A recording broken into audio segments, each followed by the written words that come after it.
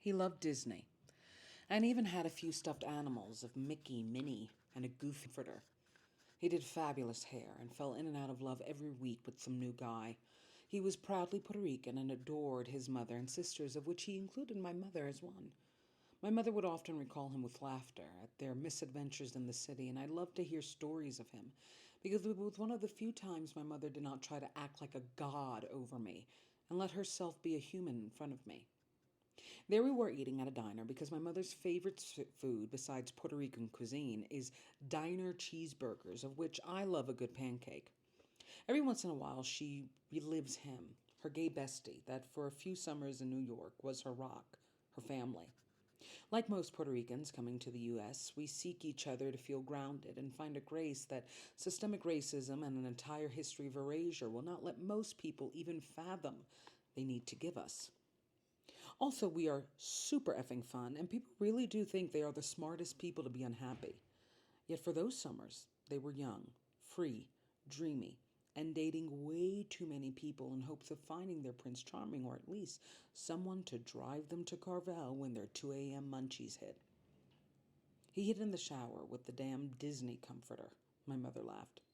Her friend had the tendency to date multiple people at the same time, while my mother was more of a 2 weeks notice kind of gal.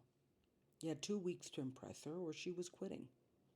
Apparently, one of his boyfriends came to visit him while another boyfriend had stayed the night, and in all human rationale, he decided to hide from both with his Disney comforter in the shower. What did he think? Mickey Mouse would protect him?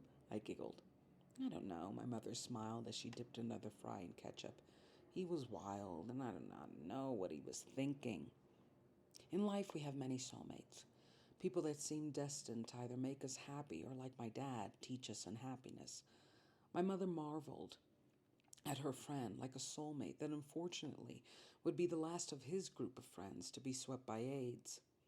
He left so quick, Deandra, she sighed. They did not even let me see him in the hospital, and his mother cried so hard with me. Nobody knew anything back then. She shook her head. Ay, mi amigo. No merecía ese fin.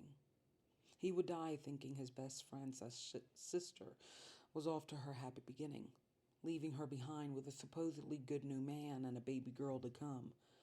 My mother wondered what he would say about all the plot twists that would come into her life when her brother passed. What would he say about Dad? Ay, ese cabrón sucio. We laughed. There are times when I wonder if I give my mother too much grace for how little she gives me, and how much she relies on me to mother her in the ways she did not me. Yet it's moments like this when I feel such an urge to hold her and wish she could feel my overwhelming compassion, because she was a woman who carried so much grief and still managed to somehow laugh at a diner with me about an old soulmate. All right, let's heal. Let's discuss.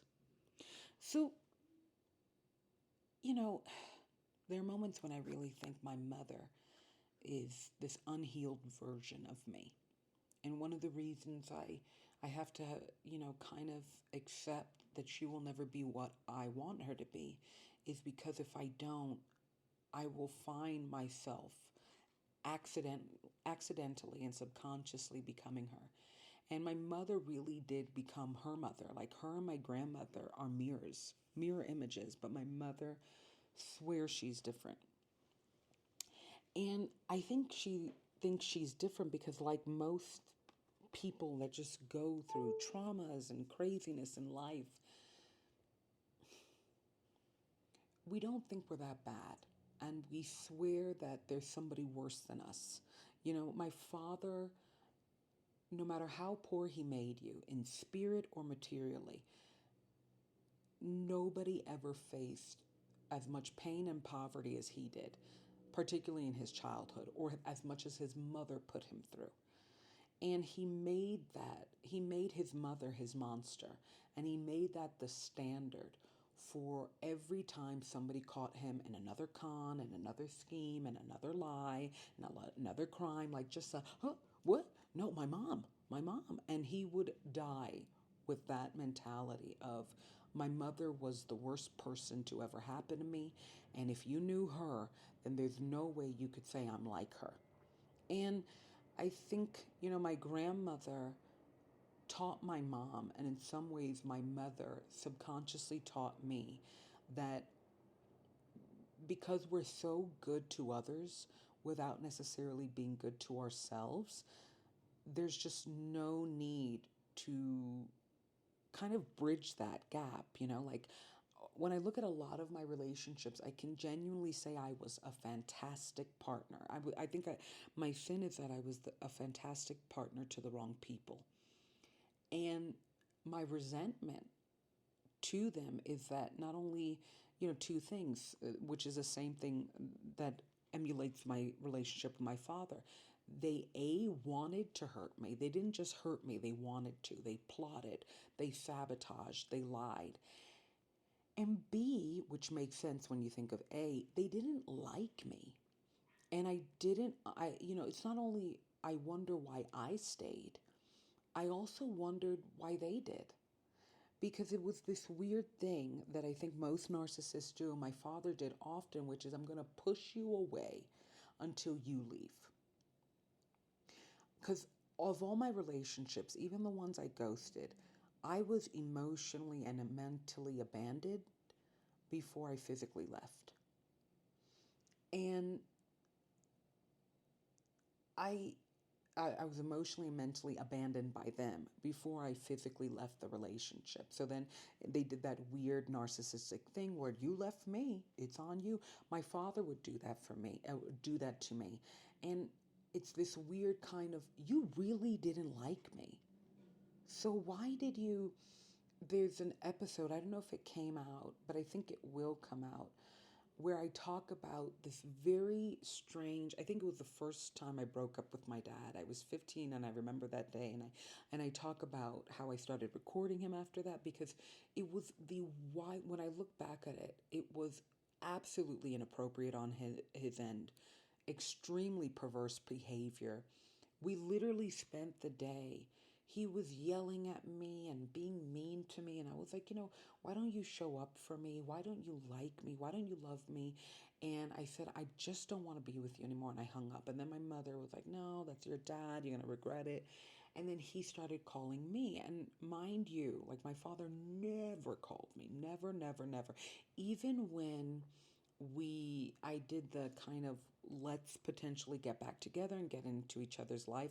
My father didn't see me like a daughter. He saw me like really like a pet that he just didn't want anymore. Because when I look at a lot of my father's relationships, my father treated people like pets. Sometimes you love your dog, sometimes your dog is too hard to handle. Like he didn't have deep connections beyond how he felt people coddled and cradled and elevated his image. So everybody was really, it was like, Mr. H's petting zoo, right?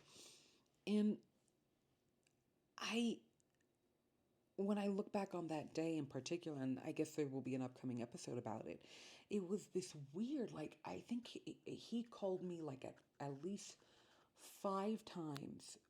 And I hung up and he called and I hung up and he called and I hung up and he called. And it's this weird thing. I always look back at that moment because that was the first out of 4 times when I would try to end my relationship with my dad until like I finally ended it right around 23. And then obviously the chaos of the potential revamp of our relationship happened years later. But it was this moment of I look back on it and I'm like, what am I breaking up with my abusive ex? It just when I listened back to it and when I relived it, I was like, this is not the dynamic of a father and daughter, especially not a healthy father and daughter. This is the dynamic of an abuser trying to keep his victim. And when I look back at a lot of my relationships and how they faded out, I I talk about my problem of overstaying in relationships. And but now what I realize in perspective is they stayed too. They were waiting for me to physically leave. But it doesn't, relationships are like a slow burn. They really are like a slow burnout when I look back on them. And what makes me marvel is, why did they stay? You don't like me. Yeah, you use me, but the thing about narcissists is that they work according to a supply chain. If there's two things my father taught me about narcissists is that, first of all, they love to impress strangers. Oh my God, they love to look good with strangers. They love to look like the heroes. They will do anything for a stranger. And then if the stranger starts to like them, that's when and then it's stranger danger. Another thing that my father taught me is that he worked according to us to a supply chain. He really, like, he got bored with one wife, he secretly married another. It was this, he was always pitting women against women, which is another sign of a narcissist. But it's this kind of, he had this weird thing of like favoritism. This is the new supply. Replace this grandchild with another grandchild. This is the new supply. Very succubus energy. And when I think about those dynamics, it brings me back to this moment, which, I'm going to connect it now to the story I was telling of. I don't, my mother has made her friends, her family, in response to the fact that she was raised in a very unfriendly family. And one of the biggest discrepancies, and I've said this before, in our relationship is this kind of, old Latina mom rule of, I'm not my daughter's friend. I'm her mother. And my own epiphany of realizing it would be great to have a mother who's my friend and who sees I'm technically her best friend. So it's okay to call me that, you know? And when I hear her talk about her friends, particularly relive this specific friendship, I'm so moved because, on one hand, there are moments when I feel like I give my mother too much grace. And the flip side of that is I realize she has had such an overwhelmingly grievous life. My father, her family, his cons, their meanness, like then her job. Like she really, really had a series of bad, toxic dynamics along with illnesses. And here's this guy who was such a relief. She talks about him every once in a while. Like, did I ever tell you the day I met Jesus and how we hung out? And he passes away in the AIDS epidemic. He was the last of, his gay crew, the G crew, to unfortunately pass away. And my mom talks about how she wasn't allowed to visit and all this. And, him kind of dying, thinking, I left my best friend in good hands. And God,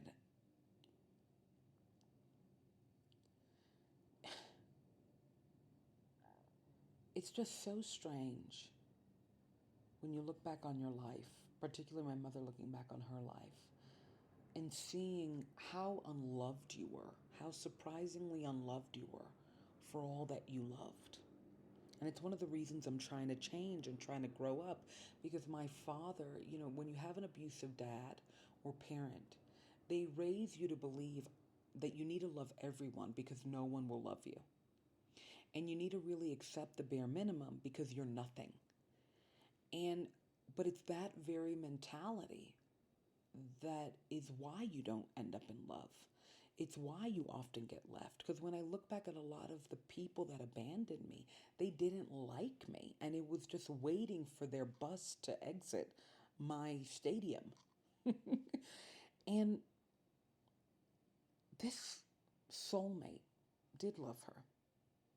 And what I love that she does when she talks about him is that she remembers the details of them. I don't even know if my mom knows my favorite color. I don't know if she knows.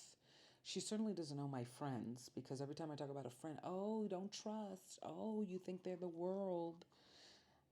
And I've hidden my world from my mom. We just talk about her world and what she likes and what she doesn't like. When I speak to my mom, she doesn't ask me how I am, who I'm going out with, what I'm doing. We really do just talk about her. And it bothers me, but I think growing up is realizing you take what people give you. And in my mother's head, her friends are her family. So we really are talking about her family. And what I love that she does is that she remembers the details of him. And he comes to life again through her. And he was a guy who loved Disney. And he did some weird stuff. Like hide in a shower when both your boyfriends pop up. One time he went through like what do you call those, like in New York City, the fire escape, and he's not even athletic, or rather he wasn't. And I love that he gets to live on through her and me because he sounded like such a good human being. And I don't know if he knew, maybe he did, but my mother really needed good people in her life. And she didn't have many, but she had him for a while. And they swept New York in the 80s. They were a batch of hoes. And they had fun and they had laughs. Until this day, my mother remembers him like he was oxygen in her life because she was going to have a lot of heartbreaks after him. And sometimes, that's the best thing we could be to someone, a memory. You know, I said it in a prior episode. The irony of my father is he only cared about legacy and he didn't see me as his legacy, but I will be, and I am his greatest legacy. And the fact that he mistreated me, and that's all I could say about him. He was a child abuser. That's all I could say about him. I'm the child, he was my abuser. What a poor choice of legacy.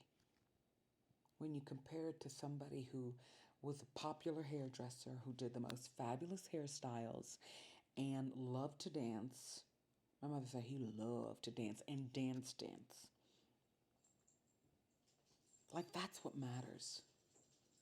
That you're remembered as genuine love, not a performative jerk. God, he was such a mean man, my dad. Ugh. How life is, right?